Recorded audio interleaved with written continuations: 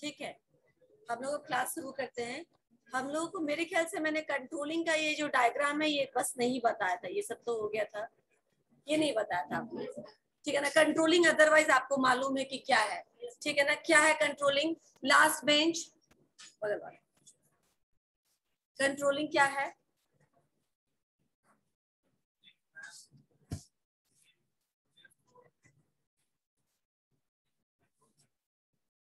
किसी प्रोसेस को कंट्रोल करना किस तरीके से।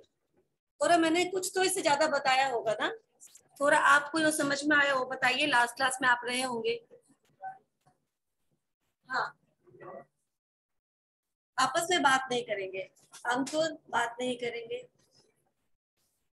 और मास्क लगा लीजिए। मैं थोड़ा सा आप लोगों से डिस्टेंस मेंटेन कर रही हूँ एंड मुझे बोलना इसलिए मैं मास्क नहीं लगा रही हूँ। ये सारे बंद कर देना ये। हाँ, आपस में बात मत करो, मैं तुमसे पूछा कंट्रोलिंग। थोड़ा खड़े हो जाओ, खड़े हो जाओ। अच्छा ठीक है, आप लोग इससे पहले कोई ट्रेनिंग नहीं है बॉडी लैंग्वेज की या किसी चीज की कोई ट्रेनिंग हुई है? क्लास में विश करने का कोई कल्चर है ना? वो सब जत पढ़ते तत्कुरुत समर्पितम, जहाँ बताया गया वहीं पे चला गया वो सब। हाँ, वो तो ठीक है, मैं अभी बॉडी लैंग्वेज की बात कर रही हूँ। बोलोगे मैम कहाँ से कहाँ चली जाती है। थोड़ा सा सीनियर्स को या टीचर्स को रिस्पेक्ट करना, जब आए तो विश करना और उनके क्लास में नहीं बात करना, ये तीनों चीज इसका साइन है कि you are conscious to your studies, you wanted to change, you wanted to improve your appearance, your smartness, or you wanted to add some valuable changes in your personality. ठीक है ना, इट्स अप टू यू, आप लेना चाहते हैं कि नहीं लेना चाहते हैं। आप देखिए, मैंने आपको पहले दिन ही एग्जांपल दिया था, जब हम जाते हैं किसी रेस्टोरेंट में खाने के लिए तो जो भी ऑर्डर करते सब कितना चाट पूछ के तुम खत्म कर देते, तो बिल्कुल इतना सा भी बर्बाद नहीं होने देते हैं, है ना? क्यों? क्योंकि we have paid for that, right? यहाँ भी वही है, you have paid for this, right? तो why to waste money? तो मतलब पूरा निचोड़ लो यार इस कॉलेज को, यहाँ के फैकल्टीज को। जितना पूछना है, जितना जानना है, जितना कुछ पता करना है, it's not like that way. You are not, this is not using your infrastructure.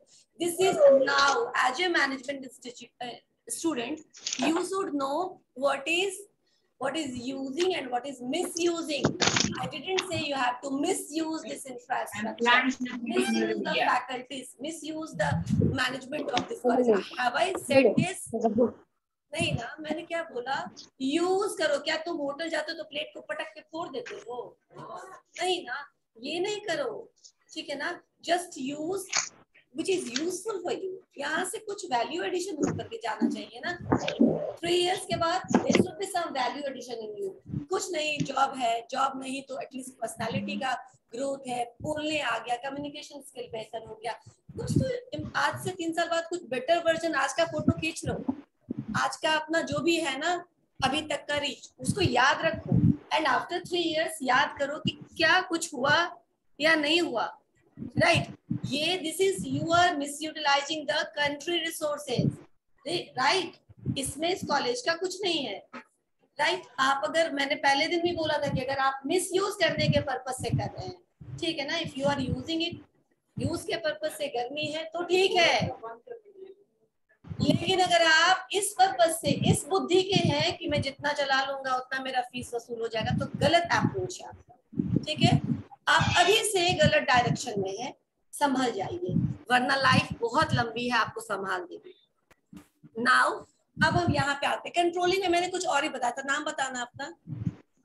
You, जोर से। सिद्धांत, सिद्धांत, राइट? सिद्धांत कंट्रोलिंग में मैंने आपको ये बताया था कि कंट्रोलिंग का मतलब होता है जब हम कोई प्रोसेस एज पर आवर प्लानिंग स्टार्ट करते हैं तो डे 1 से या फेज 1 से या स्टेप 1 से लास्ट तक हम उस पर क्या करते हैं, नियंत्रण रखते हैं अपना, कि कभी वो डेविएट ना करे हमारे फिक्स एजेंडा से या हमारे प्री प्लान से।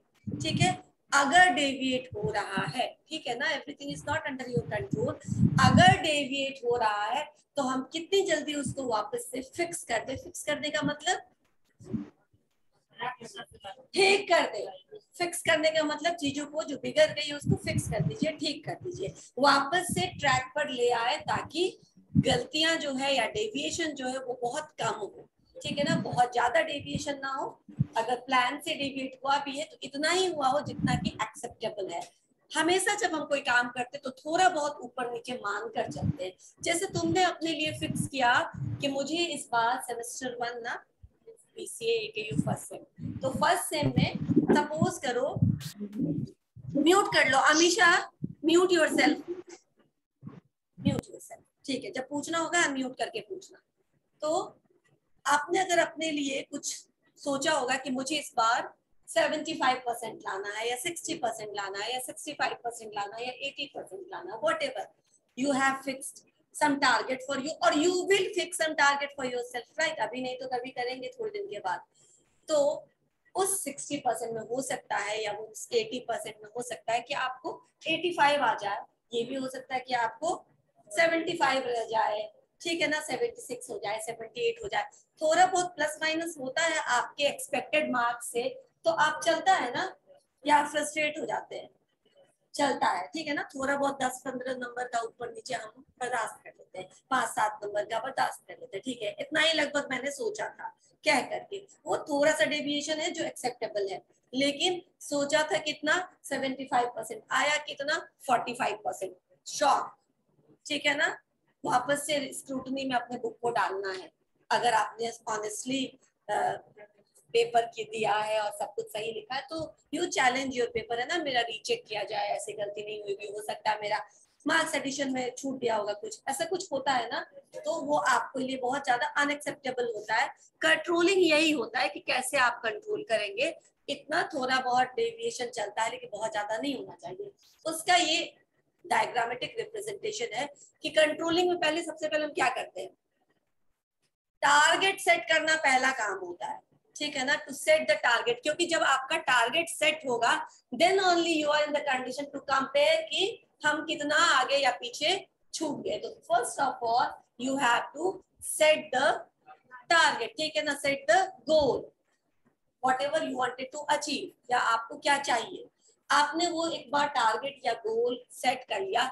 नाउ आप उसको अचीव करने के लिए काम कर रहे हैं। नाउ मेजर द परफॉर्मेंस, ठीक है ना, आप अपने अभी के परफॉर्मेंस को मेजर करिए, how much percentage you got, मान लो 65% you got and you wanted to achieve 70%, ठीक है ना, या 75%, तो अभी का कितना आपको मिला 65%, compare it with the set target, set target क्या था 75%, कंपेयर करो कितना रह गया 10%, ठीक है ना। नाउ सेकंड स्टेप में क्या किया, पहले measure the performance, measure the performance से पहले सेट एजेंडा, ठीक है ना, ये उसको अभी साइडलाइन करके बस ये साइकिल दिखा रहा है कंट्रोलिंग का। तो परफॉर्मेंस मेजर किया, सॉरी टारगेट सेट किया, उसके बाद अभी जो हम कर रहे हैं उसको हमने मेजर किया, फिर कंपेयर किया एक्चुअल को और डिजायर्ड को, जो एक्चुअल है, जो हो गया रियल में, और जो हम चाहते थे, उसके बीच में क्या किया, तुलना किया, कंपेयर किया। Now finding out the deviation, जो 10% का हमको पता चला कि डेविएशन हो गया, नाउ टेकिंग करेक्टिव एक्शन, कि अगले सेमेस्टर में चाहे जो हो जाए मैं वो ला के रहूंगा। क्यों मेरा डेविएशन हुआ, फाइंड आउट द पॉइंट्स कि कहाँ कहाँ लूप होल्स रहा, कहाँ कहाँ हम पीछे रह गए, और अगली बार हम क्या करेंगे, उस लूप होल्स को ओवरकम करेंगे, उसको फिक्स करेंगे, ताकि नेक्स्ट टाइम वो टारगेट अचीव हो जाए। तो कंट्रोलिंग का पूरा प्रोसेस यही होता है। आपको डिटेल में पढ़ना पड़ेगा, अभी एज अ कंसेप्चुअल फ्रेमवर्क समझ में आया कि ये होता है कंट्रोलिंग, ठीक है, ठीक है। तो फाइनली हमने अभी क्या किया, इंट्रोडक्शन, डेफिनेशन एंड प्रोसेस या फंक्शन ऑफ मैनेजमेंट खत्म कर दिया। अभी 2 मिनट में ही इसको नींद आने लगी, आगे कैसे होगा, पानी पी लो अगर है तो, ठीक है। अब हम आते हैं फीचर्स ऑफ मैनेजमेंट में। फीचर्स ऑफ मैनेजमेंट में आते हैं, फीचर्स ऑफ मैनेजमेंट, फीचर्स मतलब क्या होता है, ऑनलाइन स्टूडेंट भी बता सकते हैं, if you know what do you mean by features. आप लोग सब 10th एंड 12th पास होकर के आए हैं, बहुत बेसिक चीजें। फीचर्स मतलब quality, properties, characteristics, this is means, ठीक है, वेरी गुड, इसका मतलब होता है फीचर्स। तो मैनेजमेंट का फीचर्स क्या है, थोड़ा ज्यादा दे। फीचर्स ऑफ मैनेजमेंट क्या है? सबसे पहले मतलब पहचान कैसे, क्या पहचाने, क्या कैरेक्टरिस्टिक्स है, हाँ, कैसे आप पहचानेंगे कि यहाँ पे क्या क्या मैनेजरियल या मैनेजमेंट वाली एक्टिविटीज है या नहीं है। तो सबसे पहले मैनेजमेंट का जो एक पहला कैरेक्टरिस्टिक्स है, it is a continuous process. Management is a continuous process. Continuous process मतलब लगातार चलने वाला जो घटना होता है वो मैनेजमेंट होता है। ऐसा नहीं है कि उसके बाद खत्म हो जाएगा मैनेजमेंट का काम। किसी भी ऑर्गेनाइजेशन में आगे से इतना लेट मत करना। क्या हो गया? कहाँ पे? तो और क्या पिए?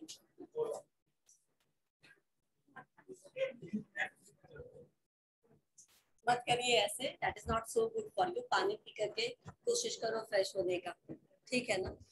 एनीवेज, ठीक है, तो हम कहाँ पे थे?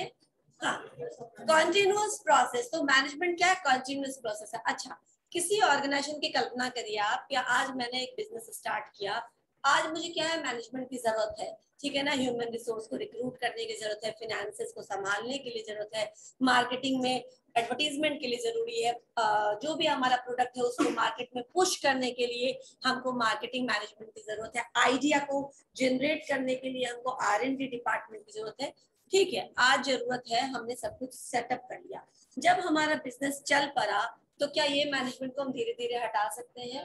क्योंकि we are done with all this things ना, साल 2 साल में तो लगभग सब कुछ सेट हो जाता है। तो क्या फर्दर मैनेजमेंट की जरूरत नहीं पड़ेगी? पड़ेगी। कॉन्टिन्यूस प्रोसेस है, एक प्रोजेक्ट खत्म नहीं होगा दूसरा प्रोजेक्ट आ जाएगा, एक प्रोडक्ट मार्केट पकड़ेगा नहीं हम दूसरा प्रोडक्ट लॉन्च करेंगे, एक कस्टमर बनाएंगे तो फिर हम 100 कस्टमर बनाने का सोचेंगे, एक आदमी हायर करेंगे, 10 आदमी हायर करेंगे तो छोटा बिजनेस रन करेंगे, बिजनेस धीरे धीरे ग्रो कर रहा है तो ज्यादा आदमी हायर करेंगे। तो management is a continuous process. एक एम फुलफिल हुआ, आपका दूसरा काम खड़ा है, दूसरा फुलफिल हुआ, तीसरा खड़ा है। तो हर एक प्रोसेस के लिए आपको सेम चीज रिपीट करना होता है। That's why management is a continuous process, हमेशा चलने वाला प्रोसेस है, ठीक है ना? कभी कभी बंद नहीं होगा। कब तक? जब तक कि वो ऑर्गेनाइजेशन एग्जिस्टेंस में है, ठीक है ना? ओनर कैन गो, ठीक है ना? ओनर आते जाते रहेंगे, कभी दादा कभी उसके बाद की चीज, उसके बाद पोता, उसके बाद पोता, कैन चेंज, ठीक है ना? लेकिन ऑर्गेनाइजेशन अगर है तो management will continue to exist, right? That's why it is a continuous process. Clear हुआ? एग्जाम्पल क्लियर हो ना हो, कॉन्सेप्ट क्लियर कर लो, ठीक है ना? मैं एग्जाम्पल्स देती हूँ सो दैट तुम याद रख सको आसानी से उस चीज को।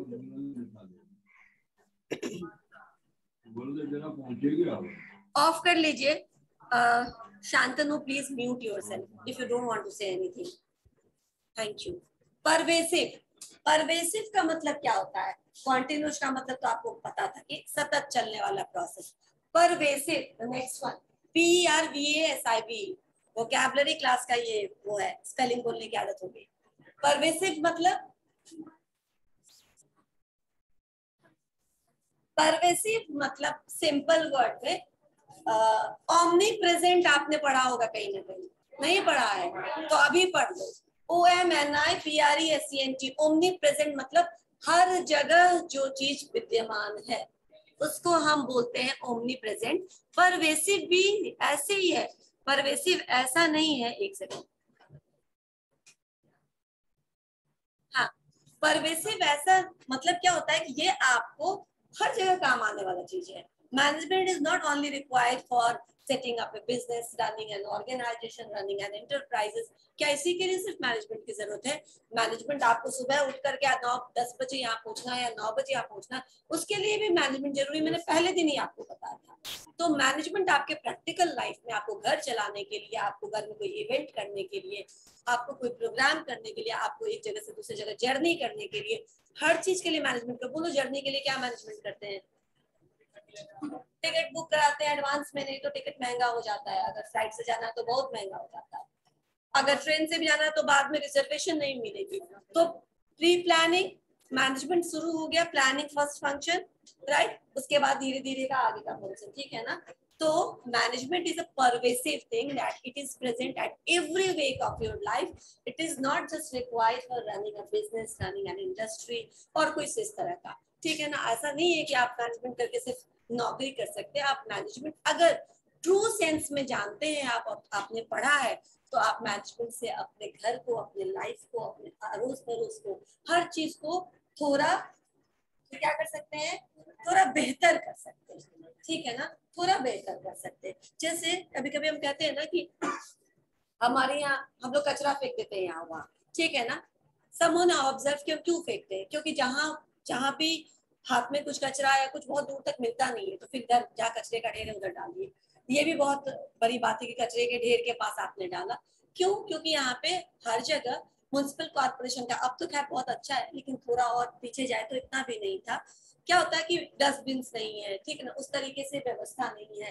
तो क्या है कि अगर शहर साफ रखना है तो भी आपको व्यवस्था करना पड़ेगा, तो भी आपको मैनेजमेंट करना पड़ेगा. एक कोऑर्डिनेशन रखना पड़ेगा. कब आपके यहाँ से कचरा उठाया जाएगा, कब उसको आपके मोहल्ले से हटा के दूसरी जगह उसको सही तरीके से बाइफर्केशन करके कचरे का क्या होता है, जो बाई प्रोडक्ट है उसको उसमें यूज कर सकते हैं, जो डिस्ट्रॉयबल है उसको डिस्ट्रॉय कर सकते हैं. Waste management, right. तो उसके लिए भी आपको मैनेजमेंट की जरूरत है. So it is what you can find it if you are observe it keenly, you can find that management works everywhere. Is it so? है ऐसे. इसीलिए इसको हमने क्या बोला, परवेसिव. परवेसिव मतलब अब तो क्लियर है क्या. It is present everywhere. Virtually it is present everywhere. आपको हर जगह मैनेजमेंट की जरूरत पड़ती है. ठीक है. Now next is result oriented. ये तो मतलब मालूम होगा आप लोगों को. रिजल्ट ओरिएंटेड का मतलब, रिजल्ट ओरिएंटेड का मतलब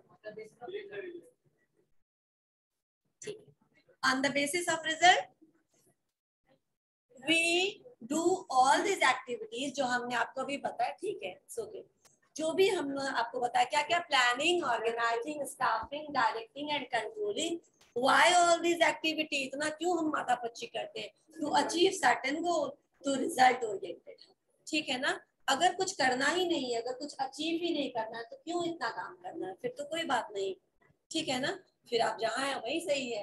लाइफ ऐसे भी कट जाएगी, लेकिन आपको अपने लाइफ से अपना बेस्ट निकालना है ना. इसीलिए आप मैनेजमेंट करते हैं. तो management is always result oriented. Organisation में भी एक गोल होता है, एक मिशन होता है, एक टारगेट होता है. उसको अचीव करने के लिए सारा एफर्ट, कलेक्टिव एफर्ट लगाते हैं. ऑर्गेनाइजेशन में इंडिविजुअल एफर्ट का इतना कुछ कंट्रीब्यूशन नहीं होता है. सिर्फ सुंदर पिचाई कुछ नहीं कर सकता.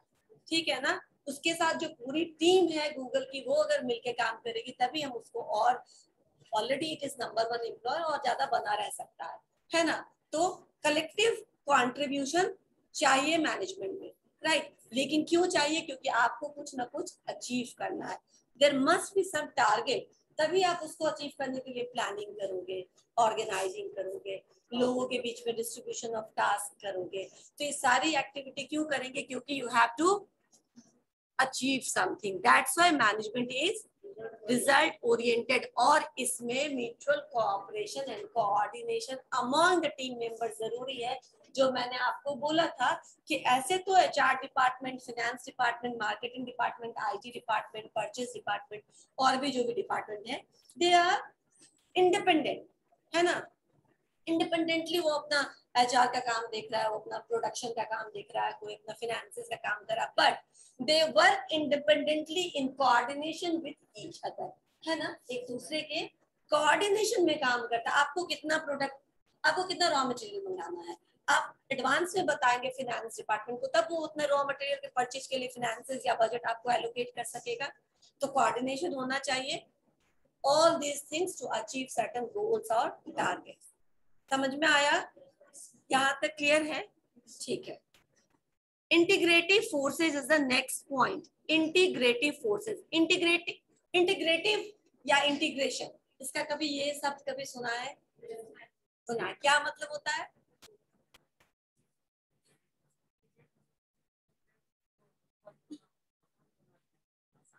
और क्या? आप लोगों ने एक वर्ड सुना होगा, एक फ्रेज सुना होगा, यूनिटी इन डाइवर्सिटी, इसको दूसरे टर्म में बोल सकते हैं इंटीग्रिटी इन डाइवर्सिटी, ठीक है ना। अब समझ में आया इंटीग्रिटी का मतलब डाइवर्सिटी क्या है हमारे कंट्री के लिए। हम ये हमेशा ये लाइन यूज करते हैं कि the characteristics of India it shows beautiful integrity in diversity और unity in diversity. Why this? क्योंकि यहाँ पे अलग भाषा, अरे और सब जगह की तो बात छोड़ दो, इंडिया की तो बात छोड़ दो, हमारे बिहार में ही इंटीग्रिटी इन डाइवर्सिटी है। क्योंकि कितना 4 घंटे का रास्ता है यहाँ से मधुबनी का, वहाँ लैंग्वेज अलग, यहाँ लैंग्वेज अलग, यहाँ का कल्चर अलग, वहाँ का कल्चर अलग, वहाँ का खाना पीना अलग, यहाँ का खाना पीना अलग, यहाँ का कुछ और भाषा, वहाँ का कुछ और भाषा, इस बीच में एक भागलपुर जगह आता, वहाँ का कुछ अलग ही अपना सिस्टम है। इससे आगे बढ़ेंगे छपरा आ रहा तो कुछ और ही है। तो इतने ही एक बिहार जैसे छोटे जगह पे कितना डाइवर्सिटी है, still we all are Bihari. Integrity का मतलब होता है कि जितना चीज है सब में एकता कैसे ले आए, कैसे सबको एक साथ मिला करके समन्वित करके रखे, एक साथ कैसे उसमें इंटीग्रिटी बना के रखे, ठीक है। अब ये क्या है? Integrative forces. अभी तो मैंने जो बोली वो तो इधर उधर की बातें हो गई। Now we are coming to the point of management. Integrative forces कैसे मैनेजमेंट, इंटीग्रेटिव फोर्सेस कैसे मैनेजमेंट अलग अलग रिसोर्सेस को आपस में जोड़ कर रखता है। समझ में आया? My class is very boring. Am I asking? Then I can see some sleepy, drowsy faces. तो मुझे बहुत boring लगता है, ठीक है ना? Don't name anybody when I'm in my class.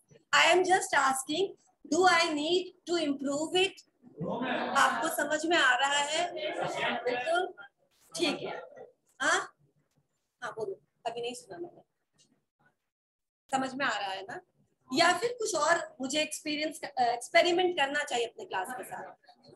ठीक है, समझ में आ रहा है? ठीक है ना, तो फिर जागते रहिए, ठीक है ना।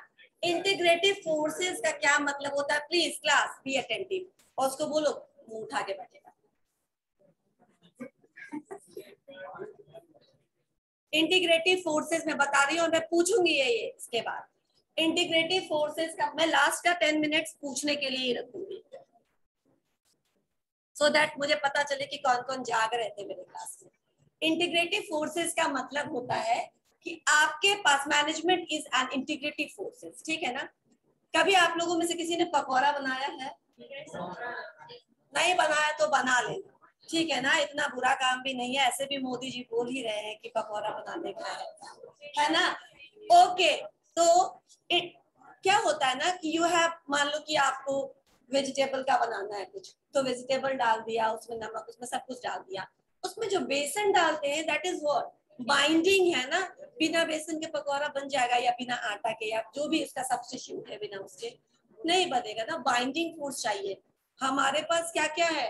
ह्यूमन रिसोर्सेज है, मटेरियल रिसोर्सेज है, मनी है, यानी कि financial resources, everything is there, but we don't have management. तो क्या होगा? कुछ यहाँ बर्बाद, कुछ वहां बर्बाद, कुछ वहां बर्बाद। साल 2 साल बिजनेस को किस तरह धक्का दे के चलाएंगे, फिर बंद कर देंगे, क्योंकि there is lack of binding. ये जो बेसन है ना वो मैनेजमेंट है, ठीक है ना, जो बाइंड करता है किसको? आपके फिजिकल रिसोर्सेज को, आपके ह्यूमन रिसोर्सेज को एक दूसरे के साथ जोड़ के रखता है, ताकि उन सबको आप अच्छे से यूज कर सके। Optimum utilisation of all this resources possible just because of management. नहीं तो किसी को अपने टास्क का पता नहीं रहेगा, किसी को किसको फीडबैक देना है इसका पता नहीं रहेगा, किसको किससे फॉलो अप लेना है ये पता नहीं रहेगा, क्योंकि आपने हायरार्की नहीं कराया, आपने ऑर्गेनाइजेशन नहीं किया, आपने कामों को डिवीजन ऑफ वर्क नहीं किया। समझ में आया? तो मैनेजमेंट में हम ये सब करते हैं, तो बिना इसके मुश्किल है, ठीक है। किस डिपार्टमेंट को कितना फाइनेंशियल रिसोर्सेज की सपोर्ट की जरूरत है ये पता नहीं चलेगा, कौन से डिपार्टमेंट में कितना आदमी की जरूरत है। काम बहुत बढ़ गया प्रोडक्शन डिपार्टमेंट, लेकिन आदमी अभी भी वहां पे 10 ही है, नहीं काम चलेगा। तो कैसे पता चलेगा? when there is management, when there is coordination, when there is communication, right? तो ये सब कहाँ से आएगा? मैनेजमेंट से। That's why management is an integrative force which try to connect all these resources together so that you can achieve the desired goal or objective. समझ में आया why it is integrative force? ठीक है, आप पढ़ के आइए तो क्वेश्चन रहेगा, अगर पढ़ के नहीं आते तो जाके पढ़िए, ठीक है ना। नेक्स्ट डे आइए और जो डाउट रहा वो पूछिए। समझ में आया? दोनों में से कुछ एक काम तो करिए, क्योंकि फिर अभी आप क्या करेंगे ना, कब पूछेंगे मैं जानती हूँ, जब आपका इंटरनल होने वाला होगा, ठीक है ना। जब भी होने वाला होगा, I don't know, then you will come कि मैम ये समझ में नहीं आया, मैम वो समझ में नहीं आया, मैम यहाँ रह गया। क्यों? क्योंकि अभी आपने नहीं पढ़ा, अब एग्जाम का डर है तो पढ़ रहे हो, तो फिर पूछ रहे हो कि या तो ये सिर्फ थोड़ा साथ में करते हैं, ठीक है ना, थोड़ा थोड़ा साथ में करते हैं, आपको समझ में आएगा। और कभी किसी दिन सरप्राइज टेस्ट भी होगा तो you can come up with flying colours. Now integrative forces समझ में आ गया?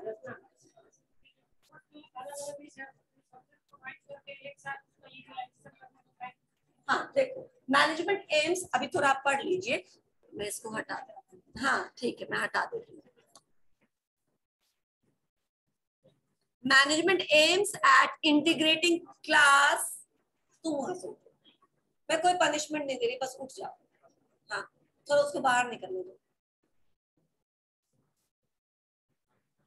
हम अपने साथ, अपने लोगों के साथ बहुत कंफर्टेबल होते हैं। हाँ वहां जाके बैठो, और दूसरा उसके पीछे इस side.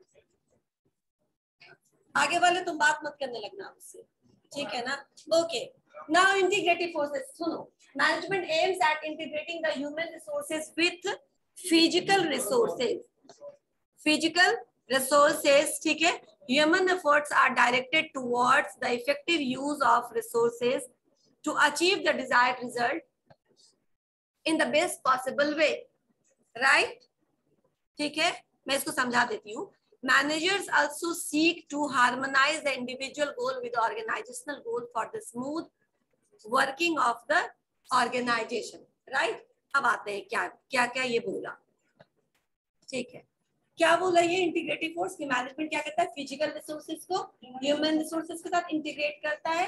Human come to know कि हमारे पास कितना रिसोर्सेज और हम उसको कैसे यूटिलाइज कर सकते हैं, ठीक है ना, किस तरीके से अच्छे से यूज कर सकते हैं। और फिर उस दोनों ही चीजों का ऑप्टिमम यूटिलाइजेशन होता है, सही स्टाफिंग, सही जगह पे सही लोग सही रिसोर्सेज पे काम कर रहे हैं, ठीक है ना। मुझे बैठा दो आईटी के लैब में, मैं सब तोड़ फोड़ मचा के चली जाऊंगी, मुझे खुद समझ में नहीं आएगा। अगर सामान फिजिकली देखने में सही भी रहा तो प्रोग्रामिंग सारा डिलीट कर दूंगी, कुछ नहीं समझ में आएगा, ठीक है ना। तो क्या होता है? Integration of proper resources together. कैसे हम उस मैचिंग के रिसोर्सेज को एक दूसरे के पास लाएं जो जिसको अच्छे से यूज कर सके, ठीक है। नहीं तो बंदर के हाथ में नारियल, हाँ वो नहीं करना है। तो ये मैनेजमेंट आपको मदद करेगा। दूसरा और क्या काम करता है? Harmonise the individual goal with organisation goal. इसको समझिए, individual goal with organisational goal का क्या मतलब हुआ? ऑर्गेनाइजेशन का एक गोल होता है, ये तो सबको मालूम है ना, ठीक है। क्या क्या गोल हो सकता है? एक दो गोल आप अपनी तरफ से, जैसे आपका कोई बिजनेस होगा तो आप उसका क्या आपका लक्ष्य रहेगा? कंपनी का नहीं, एक मुझे ना क्वांटिटेटिव या क्वालिटेटिव पॉइंट बताओ जिसको आप मेजर कर सके। यस, कोई भी क्वांटिटेटिव या क्वालिटेटिव, मतलब कि एक सर्टेन टर्म में बोलो। कंपनी का रीच ज्यादा लोगों को, यानी कंपनी शेयर बढ़ाना है ना, कंपनी का शेयर इनहांस करना ताकि ज्यादा से ज्यादा लोग इससे जुड़े, ठीक है। ये एक एम हो सकता है ऑर्गेनाइजेशन का कि अगले एक साल में मुझे अपने कंपनी का शेयर है, वो मार्केट शेयर है, वो 50% ज्यादा ऊपर लेके जाना है। एक ऑब्जेक्टिव ऑर्गेनाइजेशन का समझ में आया। इस तरीके से 2-4 और ऑब्जेक्टिव हो सकते हैं, राइट। ओवरऑल क्या हुआ? Growth. Overall objective is growth her term में। अच्छा, वहां जो काम करने वाले लोग हैं उनका भी तो कुछ ऑब्जेक्टिव होता होगा। क्या?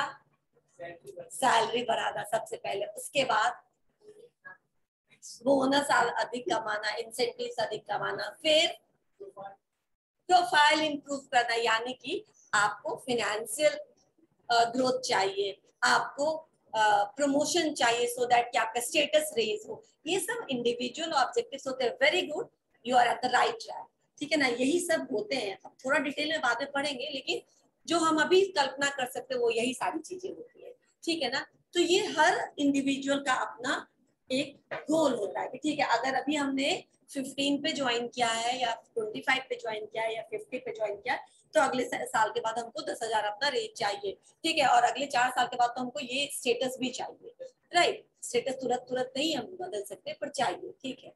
तो कैसे हम इंडिविजुअल गोल को ऑर्गेनाइजेशन गोल के साथ इंटीग्रेट करेंगे? ऐसा नहीं हो कि ऑर्गेनाइजेशन तो अचीव कर रहा है अपने गोल, लेकिन एम्प्लॉय वहीं के वहीं। इससे क्या होगा? डिससेटिस्फैक्शन। फिर अगर एम्प्लॉय आपके डिससेटिस्फाइड हो गए, हाँ, अगर तुमने ठान लिया कि पढ़ना नहीं, हाँ, किसी भी कीमत पे पढ़ना नहीं, जब तुम आप अपने लिए पढ़ोगे ना तो तुम पढ़ोगे। लेकिन कुछ लोग, कुछ बच्चे होते हैं, ज्यादातर बच्चे होते हैं जो माँ बाप के लिए पढ़ते हैं, ठीक है ना, आप बोलते हैं ये कर दो तो कर देते हैं। तो अगर आप उस मोटिवेशन से पढ़ रहे हैं, तो जिस दिन आप डिससेटिस्फाइड हो जाएगा या माँ बाप से आप दुखी हो जाइएगा, ना खुश कर देंगे वो आपको, आप उसी दिन बोले लो आप कुछ भी कर लो हम पढ़ेंगे, ठीक है ना, अब हम नहीं पढ़ते।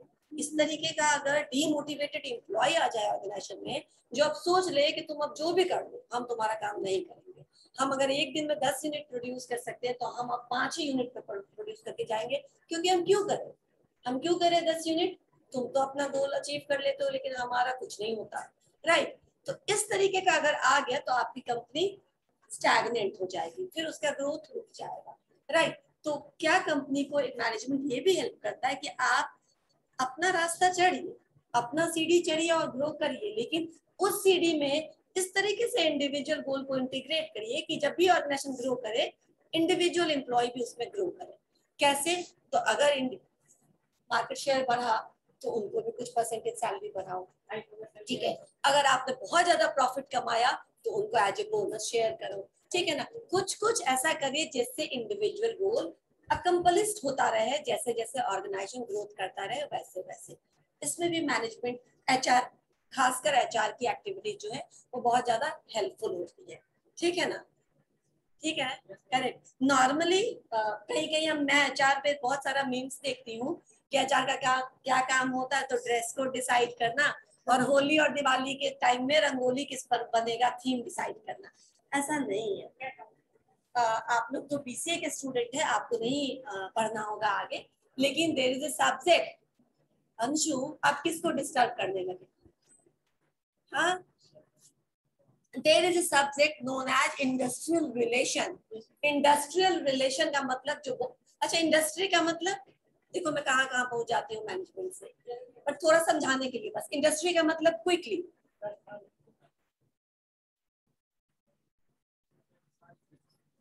क्या बोले? इंडस्ट्री का मतलब ऑनलाइन स्टूडेंट भी बता सकते हैं अगर आप जानते हैं तो।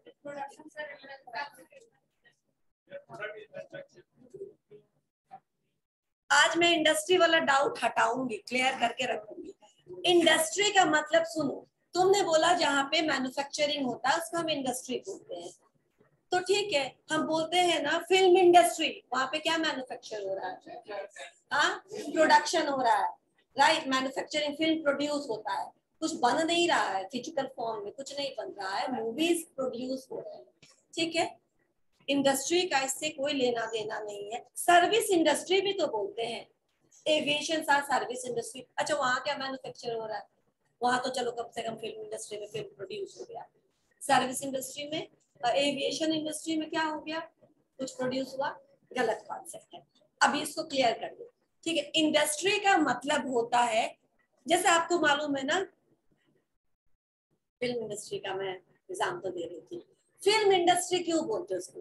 क्योंकि चाहे जितने भी प्रोडक्शन हाउसेस हो, रेड चिली हो, यश चोपड़ा, यश राज प्रोडक्शन हो, और भी बताओ, मैं मूवीज अब नहीं देखती, येलो चिली, जो भी हो, चलो धर्मा प्रोडक्शन हो, और भी आप प्रोडक्शन का नाम ले सकते हैं। चाहे जितने भी प्रोडक्शन है, सब क्या प्रोड्यूस करते हैं? Movies. All are in the same business, है ना।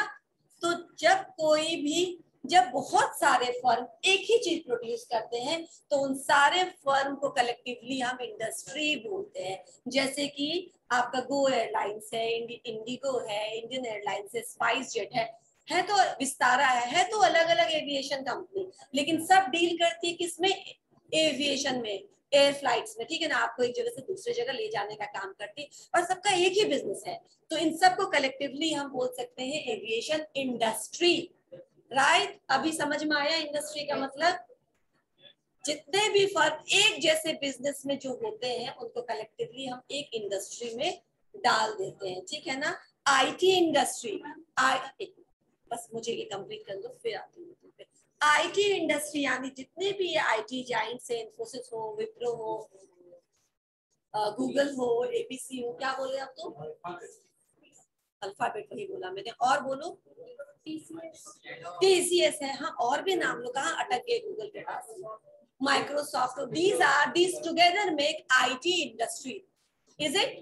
ठीक है ना? कॉग्निजेंट है, बहुत सारी है, कैपजेमिनी है, बहुत सारा है, तो ये सब क्या है, बहुत के नाम हम नहीं जानते, ये सब आईटी इंडस्ट्री है ना, क्योंकि बोल दिया। ओके, ठीक है, सब है, सब आईटी इंडस्ट्री है ना। तो अब इंडस्ट्री का मतलब या तो वो प्रोड्यूस करे, या तो वो मैन्युफैक्चर करे, या वो सर्विस इंडस्ट्री है, लेकिन they are in the same kind of business. ठीक है, लेदर इंडस्ट्री बोल सकते हैं हम क्या बोलते हैं इसको, रिटेल इंडस्ट्री बोल सकते हैं, जो रिटेल के सारे प्लेयर्स हैं उनको टुगेदर। तो हाँ, मैं किस चीज को समझाने की कोशिश कर रही थी, मैं वही, इंडस्ट्री तो समझ में आ गया, लेकिन मैं इंडस्ट्री से समझाने की क्या कोशिश कर रही थी? इंटीग्रेटिव फोर्सेस तो हो गया। इंटीग्रेटिव फोर्सेस मतलब इंडिविजुअल गोल्स को ऑर्गेनाइजेशन गोल में कनेक्ट किया। मैं किस बात को कन्वे करना चाह रही थी वो अभी इंडस्ट्री समझाते समझाते मैं भूल गई, क्या था वो तुम्हें याद हो तो बताओ। एचआर का कुछ, एचआर की एक्टिविटीज, हाँ, एचआर की जो एक्टिविटीज है, एचआर की एक्टिविटीज को नॉर्मली हम बोलते हैं कि यही है, लेकिन हाँ, मैं इंडस्ट्रियल रिलेशन पढ़ाने की कोशिश करती थी। ऐसे वापस आते हैं, पीछे जाना थोड़ा मुश्किल होता है। तो मैं इंडस्ट्रियल रिलेशन की बात कर रही थी। तो इंडस्ट्रियल रिलेशन मतलब कि इंडस्ट्री मतलब समझ में आ गया, इंडस्ट्री मतलब कोई एक ऑर्गेनाइजेशन नहीं, उसी चीज में काम करने वाला जितना भी फर्म, जितना भी कंपनी है, सबको हम कलेक्टिवली इंडस्ट्री बोलेंगे। इस इंडस्ट्री के में आपस में बहुत सारे इंडस्ट्रियलिस्ट के बीच में, या फिर इस इंडस्ट्री के अंदर एम्प्लॉयर एम्प्लॉय का आपस में कैसा संबंध है, इसको इंडस्ट्रियल रिलेशन बोलते हैं। अगर ये खराब है, कई बार आप देखिएगा इंडस्ट्रियल रिलेशन में कि ऑर्गेनाइजेशन का और यानी मैनेजमेंट का और एम्प्लॉय का अच्छा रिलेशन नहीं है, जिसकी वजह से बहुत बड़ा बड़ा कांड हो चुका है। और अगर आपको ये पता करना हो कि HR is how much important HR positions are and how much they are at risk, ठीक है ना, तो आप एक केस दे रही हूँ, डोंट सॉल्व इट, डोंट अपना दिमाग मत यूज करो, लेकिन आप उसको बस पढ़ो। 2009 का केस है मारुति, मानेसर मारुति केस, ठीक है ना, just go Google it and read it, ठीक है ना, आपकी आंखें खुल जाएगी कि HR is not mean for code, dress code क्या है, रंगोली क्या है, थीम क्या है, बस इससे उसका मतलब नहीं है। HR plays important role in maintaining industrial relation. अगर वहां डिसबैलेंस हुआ तो जैसे कैसे रूस की क्रांति हो गई है ना, वैसे ही क्रांति हो जाती है कंपनीज और इंडस्ट्री के अंदर, और उसका नुकसान दोनों ही पार्टीज को होता है, साथ साथ कंट्री को भी होता है। मैंने क्या बोला पढ़ने के लिए, कौन सा case study? Manesar Maruti case 2009, ठीक है ना, आप प्लीज वो पढ़ के आएंगे, मैं पूछूंगी वो क्या केस है। Don't solve it, don't get into that, but just come know कि कैसे होता है एचआर में कुछ गड़बड़ी होती है तो क्या क्या हो सकता है, मैं आपको वो बताऊंगी नहीं अभी। नाउ इंटीग्रेटिव फोर्सेस के बाद लास्ट पॉइंट मल्टीडिसिप्लिनरी अभी डिस्कस करते हैं, एंड देन नेक्स्ट क्लास में। हाँ, फैक्ट्री और इंडस्ट्री में क्या अंतर है वो बता देती हूँ। फैक्ट्री इज जस्ट, उसने कहा ना, फैक्ट्री में ऑब्वियसली कुछ ना कुछ प्रोड्यूस हो रहा है, manufacturing units are known as factory, ठीक है। और अगर मान लो कोका कोला, व्हाट हैपेंड,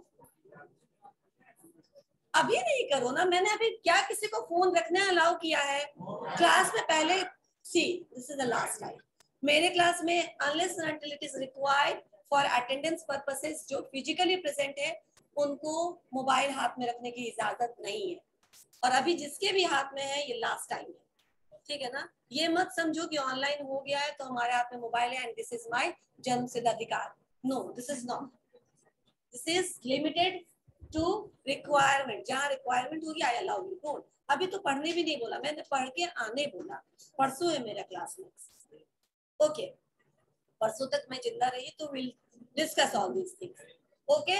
अब हम यहाँ आते, क्या पढ़ा रही थी मैं, मल्टीडिसिप्लिनरी, ठीक है ना, ये लास्ट पॉइंट होगा अभी का। Please be attentive. Multi disciplinary का मत, हाँ फैक्ट्री तो तुम्हें समझ में आ गया ना, फैक्ट्री मीन्स जो, अगर ठीक है फैक्ट्री और इंडस्ट्री में क्या डिफरेंस है, कोई बता सकता है इस क्लास में कि क्या डिफरेंस है? फैक्ट्री, एक फैक्ट्री जूता प्रोड्यूस कर सकता है, दूसरा फैक्ट्री कपड़ा प्रोड्यूस कर सकता है, तीसरा फैक्ट्री ईटा प्रोड्यूस कर सकता है, सीमेंट प्रोड्यूस कर सकता है, चेयर प्रोड्यूस कर सकता है, कुछ भी प्रोड्यूस कर सकता है। लेकिन लेकिन वो सारे फैक्ट्री जो जूते ही प्रोड्यूस कर रहे हैं, दे कम अंडर वन इंडस्ट्री। आप समझ में आया? लेदर इंडस्ट्री बोल सकते हैं, मर्केंटाइल इंडस्ट्री बोल, टेक्सटाइल इंडस्ट्री बोलते हैं कपड़ों की इंडस्ट्री को। अब समझ में आया कि फैक्ट्री इंडिपेंडेंटली कुछ भी प्रोड्यूस करे, लेकिन सारे दो, ये जो कंट्री है या जो स्टेट है, इसमें सारा इंडस्ट्री अगर एक ही चीज प्रोड्यूस करता है, सारा फैक्ट्री, तो उस सारे फैक्ट्री को कलेक्टिवली हम leather industry, textile industry, brick industry, cement industry बोल सकते हैं। ठीक है, क्लियर? ओके, अब मल्टी डिसिप्लिनरी पे आते हैं कि management is multi disciplinary. How management is multi disciplinary, तुम लोग बता सकते हो? पहले दिन मैंने आपको बोला था management is science and arts both, है ना? It is science and arts both. It is multi disciplinary क्योंकि इसमें हर एक चीज का कॉम्बिनेशन है। जब हम जाएंगे मैनेजमेंट की डिटेल में तो क्या क्या सब्जेक्ट पढ़ना होता है पता है? ओबी, ऑर्गेनाइजेशन बिहेवियर। उसको अगर हम अभी ओबी के टर्म में ना जाए तो हम उसको क्या बोल सकते हैं मालूम? साइकोलॉजी। ठीक है ना? तो यू हैव टू, क्यों साइकोलॉजी जरूरी है?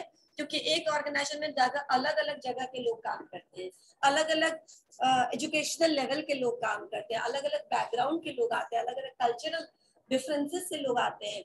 आपको सबको लेकर के काम करना है, तो हाउ कैन यू प्रोडक्ट कि उनका मेंटालिटी कैसे होगा, उनका साइकोलॉजी कैसे होगा, वो किस बात पे रिएक्ट करेंगे।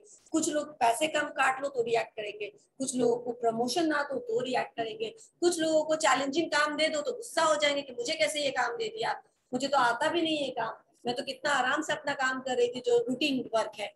कुछ लोगों को चैलेंजिंग टास्क ना दो, एक ही जैसा काम कराते रहो तो उनको पनिशमेंट लगता है।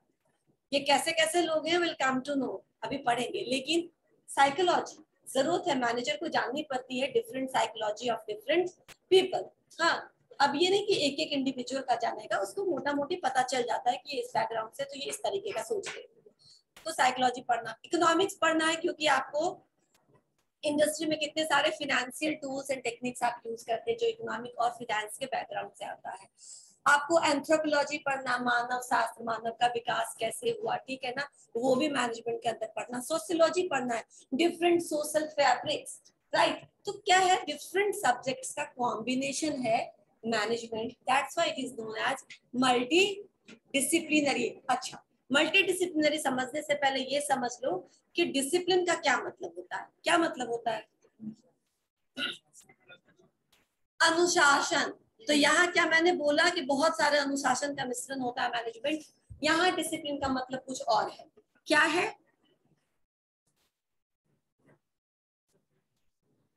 सब्जेक्ट्स किसी ने बोला क्या? किसने बोला?